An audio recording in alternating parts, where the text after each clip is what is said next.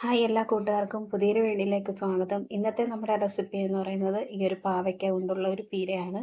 അപ്പോൾ ഇതെങ്ങനെ തയ്യാറാക്കിയെന്ന് നമുക്ക് നോക്കാം. അതിന് വേണ്ടിയിട്ട് 2 മീഡിയം സൈസ് പാവയ്ക്ക അരിഞ്ഞെടുത്തിട്ടുണ്ട്. കൂടെ തന്നെ ഒരു തക്കാളി അരിഞ്ഞെടുത്തിട്ടുണ്ട്. പിന്നെ ഒരു സവാളയുടെ പകുതിയാണ് അരിഞ്ഞെടുത്തിട്ടുള്ളത്. പിന്നെ ഇതിലേക്ക് നമുക്ക് അരപ്പിന് വേണ്ടിയിട്ട് അരമുറി തേങ്ങ ചിരകി എടുത്തിട്ടുണ്ട്.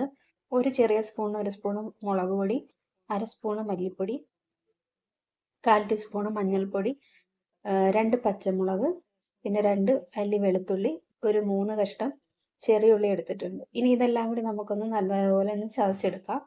അപ്പോൾ തേങ്ങയുടെ അരപ്പ് ഞാൻ ചതച്ചെടുത്തതിന് ശേഷം നമ്മൾ അരിഞ്ഞു വെച്ചിരിക്കുന്ന പാവയ്ക്ക അരിഞ്ഞു വെച്ചിരുന്നതിലേക്ക് ഇട്ട് കൊടുത്തിട്ടുണ്ട്. അതിലേക്ക് കറിവേപ്പിലയും ആവശ്യത്തിനുള്ള ഉപ്പ് കൂടി ഇട്ട് കൊടുത്തതിന് ശേഷം നല്ലതുപോലെ തിരുമ്മി എടുത്തിട്ടുണ്ട്.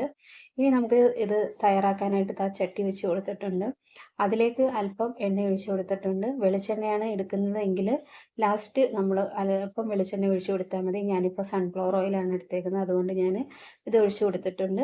അതിനുശേഷം കടുകിട്ട് പൊട്ടിച്ചെടുത്തിട്ടുണ്ട്. ഇനി നമുക്കിതിലേക്ക് നമ്മൾ തിരുമ്മി വെച്ചിരുന്ന പാവയ്ക്ക ഇട്ട് കൊടുത്തിട്ടുണ്ട്.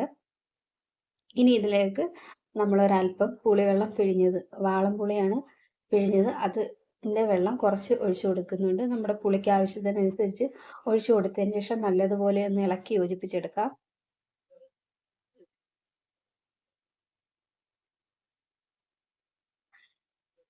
ഇനി നമുക്കിതൊന്ന് ഇതിലേക്ക് കുറച്ചുകൂടി നമ്മൾ അരച്ച അരപ്പിൻ്റെ ജാറ് കഴുകിയ മിക്സിയുടെ ജാറ് കഴുകിയ വെള്ളവും കൂടി ഇതിലേക്ക് ഒഴിച്ചു കൊടുത്തതിന് ശേഷം ഇത് നമുക്കിതിന് അടച്ചു വെച്ചിട്ട് ചെറിയ തീയിൽ വേവിച്ചെടുക്കാം.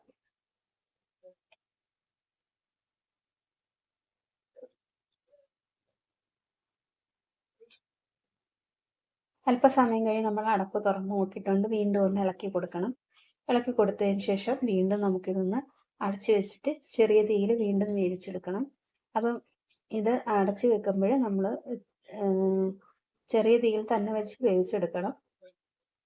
അപ്പം അല്പസമയം കൂടെ കഴിഞ്ഞ് നമ്മുടെ പാവയ്ക്കൊക്കെ വെന്ത് വന്നിട്ടുണ്ട്. നമ്മൾ തീ ഓഫ് ചെയ്തിട്ടുണ്ട്. അപ്പം ഇത്രയേ ഉള്ളൂ, നമ്മുടെ പാവയ്ക്ക പീര റെഡിയായിട്ടുണ്ട്. വീഡിയോ ഇഷ്ടമായാൽ ലൈക്ക് ചെയ്യുകയും ഷെയർ ചെയ്യുകയും കമൻറ്റ് ചെയ്യുകയും ചെയ്യണം.